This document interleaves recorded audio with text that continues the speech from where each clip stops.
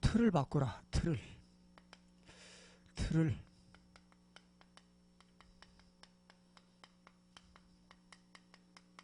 무슨 틀입니까? 예전의 틀. 그럼 어떻게 새 틀로 바꾸라. 이렇게 원단 메시지를 우리가 들었습니다. 한 해를 돌이켜보면 시간이 금방 지나갑니다. 한 해가 벌써 연말이 됐고 이제 내일 모레면 새해가 시작되고 있는 그러한 모드에 있는데 내 생각대로 뭔가 안 된 것들이 또 많이 있을 것입니다. 내 계획한 대로 안 된 것들도 있을 것이고, 그리고 내가 마음먹은 대로 안 된 것들도 많이 있을 것입니다. 그러나 우리가 생각할 것은 이사야 55장 8절 9절에 있는 말씀대로 하나님이 말씀하십니다. 내 길은 너희 길과 다르고 내 생각은 너희 생각과 다르다. 하늘이 땅보다 높은 같이 내 길과 내 생각은 너희보다 높으니라 라고 말씀하고 있습니다. 그렇습니다. 우리는 우리의 그 얄팍한 생각으로 지나온 삶을 돌아보면서 그 삶을 내가 내 멋대로 막 이렇게 저울질하고 있는 모습이 혹시 있지 않는가 한번 생각해 봐야 되겠고, 시편 90편 10절에 보면 우리의 연수가 8, 90, 70, 80 살면 70이요 강건하면 80이라도 우리가 살아온 연수의 자랑은 수고하실 분뿐이요 신속히 가니 날아가나이다 라고 고백하고 있습니다. 모세가. 그러면서 그 뒷절에 보니까 우리 나를 기수할 수 있는 지혜를 우리에게 허락해 달라고. 얼마나 많은지 우리는 알 수 없지만 남은 날 동안 어떻게 하면 하나님이 원하시는 삶을 살아갈 수 있을 것인가를 오늘 본문 말씀을 통해서 한번 살펴보도록 하겠습니다. 오늘 본문에 베드로가 나옵니다. 베드로는 예수님을 3년 반 동안 쫓아다녔던 예수님의 아주 수제자입니다. 그리고 예수님 측근에서 예수님이 하는 모든 행동을 다 봐왔습니다. 그런데 오늘 21장에 보니까 과거의 직업으로 돌아간 그 베드로에게 예수님이 찾아오셔서 말씀하십니다. 요한의 아들 시몬아, 네가 나를 이 사람들보다 더 사랑하느냐. 베드로가 말합니다. 주님 그러하나이다. 내가 주님을 사랑하는 주님께서 아시나이다. 우리 주님은 늘 우리에게 관심을 가지고 사랑을 베풀고 계시는데 우리는 때때로 내 생각 그리고 내 사고를 가지고 이 주님의 사랑을 멀리할 때가 굉장히 많이 있습니다. 그럴 때마다 우리가 이 옛것을 바꾸고 새 틀로 바꿔가시는 주님의 손길 안에 들어와야 되는데, 그러기 위해서는 첫 번째 어떻게 삶을 바꿔나가야 되느냐. 주님은 묻습니다. 베드로에게. 요한의 아들 시몬아, 우리 존재를 확인하는 시간이 되어지기를 바랍니다. 내가 누구냐? 내가. 아담과 하와가 범죄했을 때도 하나님 묻습니다. 아담아, 네가 어디 있느냐? 처음 베드로를 하나님께서 부르셨을 때에 그 3년 동안 베드로를 데리고 다니면서 많은 것을 보여주신 주님께서 네 번째 유월절 얼마 남겨놓지 아니하고 십자가 못 박히기 얼마 전에 예수님이 베드로에게 묻습니다. 너희는 나를 누구라고 하느냐? 나. 그렇습니다. 우리가 신앙생활 하면서 내가 누군지를 바로 알아야 되고, 그리고 나를 구원하러 오신 그 예수 그리스도, 이분을 바로 알아가는 것이 우리의 틀을 바꾸는 귀한 작업 속의 시작인 줄로 믿으시기를 바랍니다. 요한의 아들 시몬아, 그 이전에 마태복음 16장 16절에는 바요나 시몬아 이렇게 부르십니다. 그 이름을 부르면서 네가 나를 누군 줄 아느냐? 그리고 네가 나를 사랑하느냐? 라고 확인시키는 작업이 나오고 있습니다.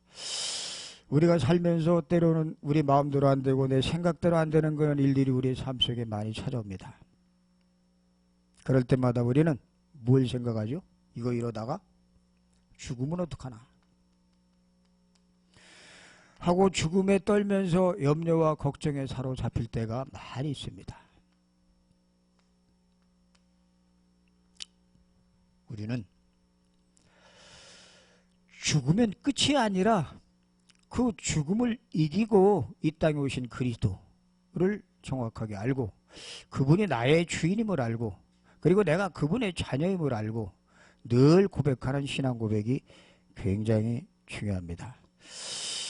이 내 존재를 안다는 사실 마태복음 16장 16절에 주님 베드로는 말합니다.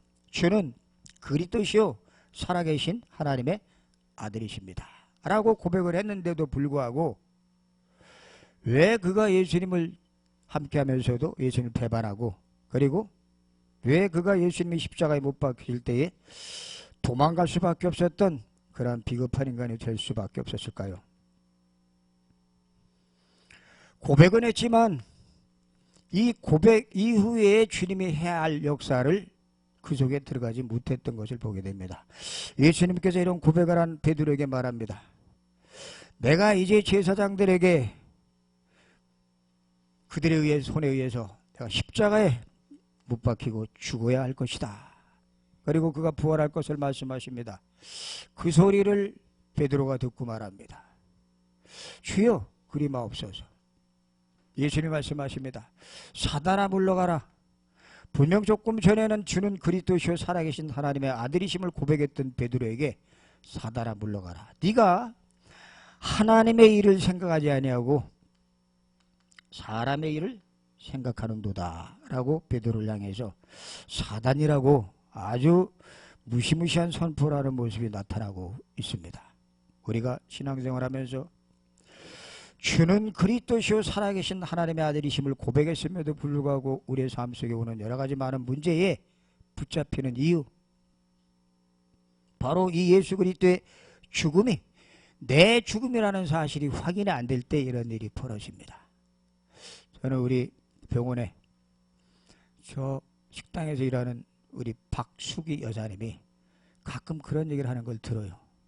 목사님, 제가 갈라디아 2장 20절을 계속 암송하고 묵상하는데 불과 몇 개월 전만 해도 남편 때문에 아주 시달리고 고통스러웠던 그 일을 기억하고 있거든요. 근데 하는 말이 이상하게 이 말씀을 암송하면 편해요. 편해. 그러면서 하는 말이 놀라운 얘기를 합니다. 이렇게 편해도 되는 건가요? 제가 그 소리를 들으면서 그게 정상입니다. 정상. 우리는 주는 그리스도시요 살아계신 하나님의 아들이십니다를 고백을 했는데 뭐가 안 돼요? 예수 죽음이 내 죽음이 안 되는 겁니다. 그럼 절대로 평안함을 순간순간은 맛볼 수 있지만 이 고백 위에 내가 반석까지 세우겠다. 음부의 권세가 이기지 못하게 하겠다. 땅에서 매면 하늘에서 맬 것이요 땅에서 풀면 하늘에서 풀리라고 한 그 하나님의 약속이 내 것이 안 됩니다. 여러분, 날마다 나를 십자가에 못 박으시는 그 속에 들어가시는 우리 모든 사역자들 되시길 주 이름으로 축원합니다. 날마다 죽어야 돼요. 아니 지금 살아있는데 내 육신은 살아있는데 뭘 죽으란 말이냐. 문제 사건 올 때 문제 사건에 붙잡혀 갖고 그것을 내 육의 관점에서 해결해 보려고 하는 그 생각을 다 내려놓으라는 겁니다. 그걸 다 죽이라는 거예요. 오죽했으면 예수님이 하나님이 사람의 몸을 입고 오셔서 십자가에 못 박혀야 될 만큼 우리의 문제가 심각해요. 우리는 안 죽어요. 끝까지 살으려고 그래요. 죽기를 무서워해요. 히브리서 4장 14절에 보니까 자녀들과 함께 그리스도께서 혈육에 속하심은 사망으로 말미암아 그 죽음의 세력을 잡은 그 사단을 완전히 무릎 꿇게 하려고 그분이 죽으셨어요. 죽으신 거로 끝나는 게 아니라 그분이 죽음을 이겼다는 증거로 3일 만에 부활하신 사건. 왜 부활하셨습니까? 하나님이기 때문에 부활하신 이유도 있고 또 하나는 우리와 함께하는 방법이 부활이에요. 그래야 성령이 우리 속에 오시기 때문에 그분이 부활하신 겁니다. 이거는 아무리 강조해도 괜찮고 아무리 얘기해도 괜찮습니다. 그랬더니 며칠 전에는 그런 얘기를 하더라고요. 찬송가 가사가 자꾸 떠오르는데 자꾸 떠올라. 그래? 그러냐고. 그럼 찬송가 어디 가사가 떠오르냐고 보자고. 그랬더니 찬송가 보면 찬송가 제목 밑에 뭐가 있어요? 성구가 있습니다. 성구. 그 성구가 딱 와서 부딪히는 성구가 있어요. 그거를 암송하라고. 그 성구가 뭐냐? 사도행전 8절. 오직 성령이 너에게 마시면 너희가 권능을 받고 예루살렘과 온 유대와 사마리아 땅끝까지 이르러 내 증인이 되리라. 증인되는 유일한 방법은 죽음입니다. 죽어야 성령의 역사를 체험할 수가 있습니다. 이게 안 되면 절대로 이거는 될 수가 없습니다. 두 번째로 베드로는 예수님이 그 옛 프레임을 바꾸기 위해서 예수님께서 그를 어디로 끌고 가십니까? 감람산으로 끌고 가셔서 위에서 내리는 힘을 공급해 주십니다. 요한은 물로 세례를 베풀었으나 너희는 몇 날이 못되어 성령으로 세례를 받으리라 하고 말씀하십니다. 제자들이 물어요. 이스라엘 나라를 회복할 때가 이때입니까? 그런 거는 너희 알 바 아니다. 이 성령의 역사 속으로 들어가라. 그렇습니다. 우린 살아가면서 이 성령 역사 속에 들어가기 위해서 기존 교단의 많은 종교인들이 산에 가서 기도하고 금식 기도하고 굶으면서 30일 40일 기도하는 것을 볼 수 있습니다.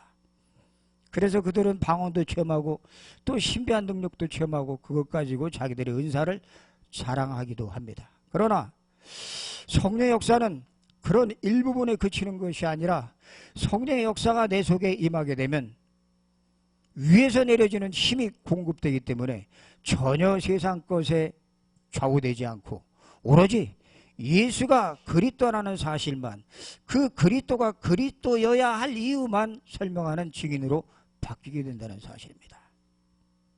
베드로는 이 힘을 사도행전 1장 그리고 2장 여기서 전혀 기도에 힘쓰기 시작하면서 이 힘을 공급받기 시작을 합니다. 우리는 살아가면서 예수 믿고 구원받았음에도 불구하고 자꾸 스스로 속습니다. 스스로. 내 스스로. 그리고 다른 사람들의 말소리에 속습니다. 다른 사람의 얘기. 그리고 환경에 또 속습니다. 베드로가 과거에 그랬어요. 스스로 속았고 말에 속았고 환경 쳐다보면서 예수님을 부인했고 그랬던 그가 악한 영에 붙잡힌 무당들도 그 악령에 붙잡히면 절대적인 그런 체험을 누리듯이 성령에 붙잡힌 사람으로 바뀌게 되는 것을 보게 됩니다. 기도는 뭘 얘기하고 있느냐? 기도는 우리 삶 속에 지금 굉장히 우리 삶이 풍요롭습니다. 그리고 번영을 자랑하면서 살아가고 있습니다. 이 풍요와 번영을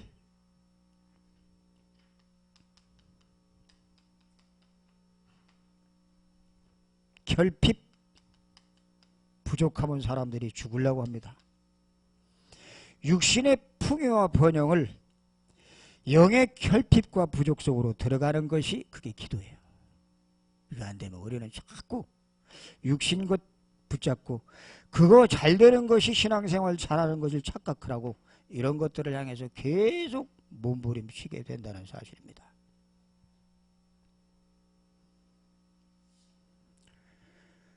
하루 기도할 때에 100년의 역사가 나타나기도 합니다. 기도는 모든 시간을 단축하는 거예요. 단축. 그 호소대 설립한 강석규 총장이 그런 얘기를 하는 걸 들었습니다. 자기 나이가 95세 됐을 때 95세 생일을 맞이했을 때에 이 생일을 맞이해서 이 총장이 말합니다. 내가 30년 전에 65세 때까지는 굉장히 열심히 성실하게 살아왔다. 그런데 65세 때 은퇴하고 나서 이제는 좀 편히 쉬어야 되겠다. 이젠 뭐 할 수 있는 것이 없지 않냐. 이제 남은 인생은 덤으로 사는 것이다. 라고 생각을 하고 언제 데려가실지 기다리고 있었는데 10년이 지나고 20년이 지나고 30년이 지나서 생일을 맞이하는 그 생일날 하는 말씀이 정말 내 인생의 3분의 1을 헛되이 살았구나. 헛되이 하고 고백을 하면서 내가 앞으로 10년 후에 105세 될 때 생일을 맞이할 때에 우리의 후대들에게 우리 부모가 우리 할아버지가 정말 부끄러움 없는 인생을 살아노라고 그들에게 보여줄 수 있을 그러한 삶을 살기 위해서 지금부터 내가 영어를 배우겠다. 그러다가 2015년에 돌아가셨습니다. 103세. 여러분, 우리는 살아가면서 나이를 탓하기도 합니다. 환경을 탓하기도 합니다. 지나간 과거를 탓하기도 합니다. 근데 모든 과거의 것들은 전부 다 미래를 향한 발판이 된다는 사실을 놓치면 안 돼요. 이것이 우리의 옛 틀을 새 틀로 바꿔가시는 하나님의 방법입니다. 뿐만이 아니라 이 예수님께서는 베드로에게 묻습니다. 네가 나를 사랑하느냐? 주여, 주님이 아시지 않습니까? 3번씩이나 그렇게 물으면서 말씀하십니다. 내 어린 양을 치라. 내 어린 양을 먹이라. 내 양을 치라. 하나님이 나를 향한 하나님의 계획 속으로 하나님이 들어가게 하십니다. 나를 향한 하나님의 계획. 우리는 나를 향한 하나님의 계획을 놓쳐버릴 때에 우리는 남은 여생을 지금까지 살아온 것 그것도 감사하지만 남은 여생을 어떻게 살아야 될지 그저 빨리 하늘나라 갔으면 좋겠다는 그런 막연한 생각을 가지고 살아갈 때가 굉장히 많다고 하는 사실입니다. 제가 오늘 양지병원에 갔다 왔는데 뭐 매주마다 월요일마다 가니까 근데 병원에서 이렇게 목사님 또 사모님 또 장로님 중직자들이 가서 전도를 하면 짧은 시간이지만 그 전도하는 것을 그 병원의 이사장이 보고 태클을 걸어오는 거예요. 이렇게 그 이사장이 자기 다니는 교회의 목사가 거기 와서 예배를 드려요. 금요일마다 원목으로 앉혀놓고. 그런데 다른 우리들이 들어가서 이렇게 영접을 시키면 싫어해. 그리고 자꾸 태클을 걸면서 컴플레인이 들어오는 거예요. 그 얘기를 권사님한테 얘기를 했더니 박현 권사님이 하는 말, 그 이사장이 만나서 얘기를 했답니다. 뭐라고? 내가 여기 돈 벌러 온 줄 아느냐? 내가 환자 육신 껍데기 치료하러 온 줄 아느냐? 내가 전도 아니면은 여기 올 이유가 없다. 나가라 하면 가겠다. 우리 마지막 인생의 내 고백, 내 입술의 고백을 하나님은 들으십니다. 저는 그 소리를 듣고 야, 우리 권사님 아주 속 시원한 얘기를 하셨습니다. 속이 다 후련하더라고요. 네.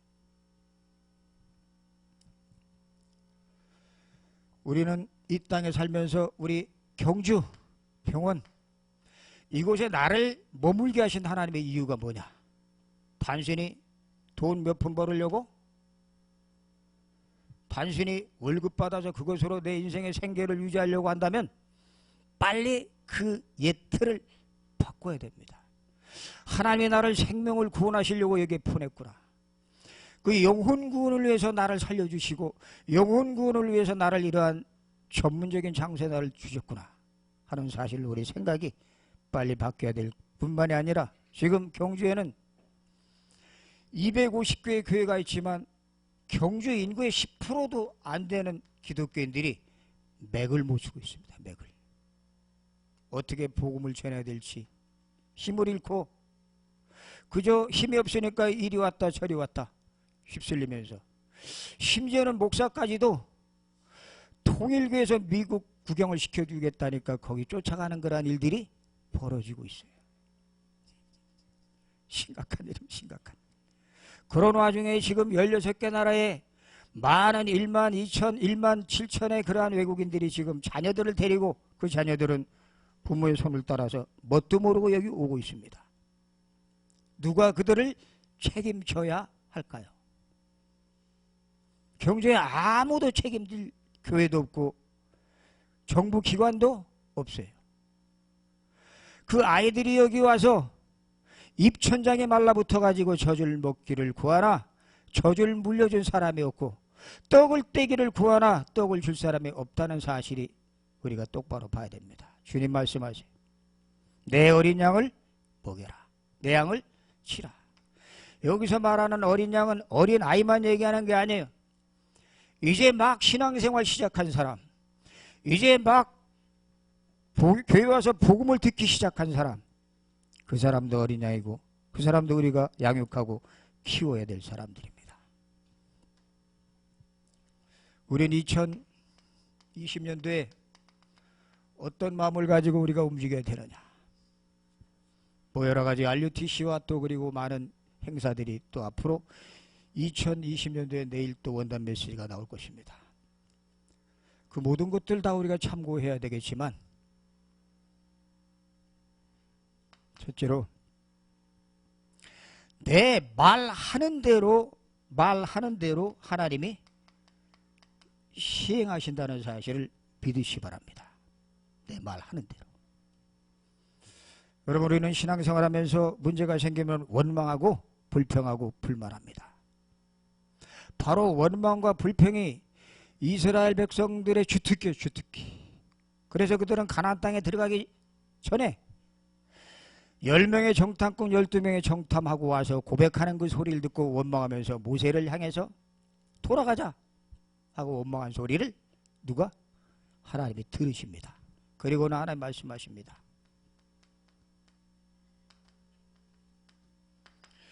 너희가 이 원망한 그 말 그대로 내가 뭐 할 것이다?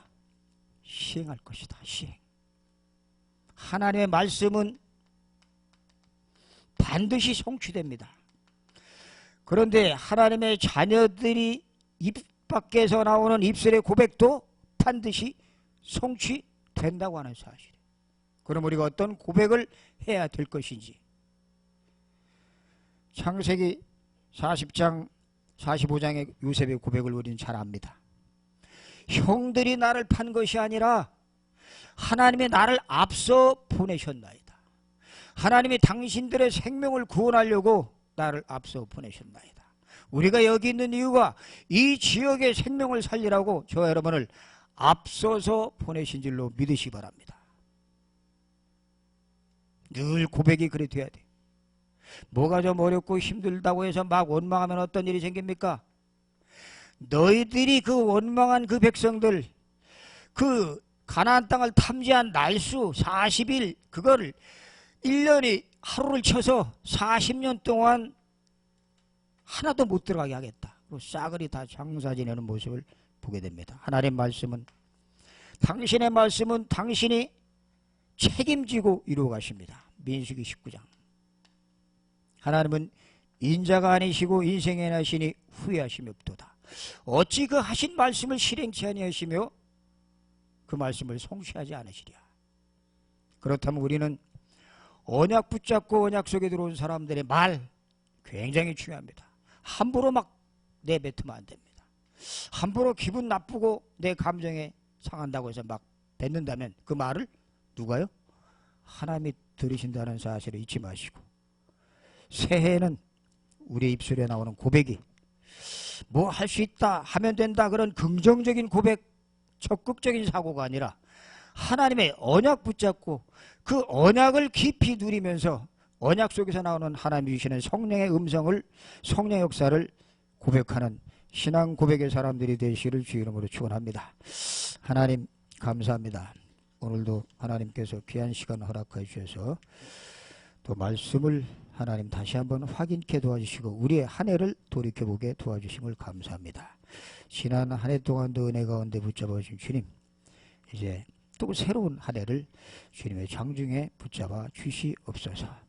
감사함의 예수 그리스도 이름으로 기도드리옵나이다. 아멘.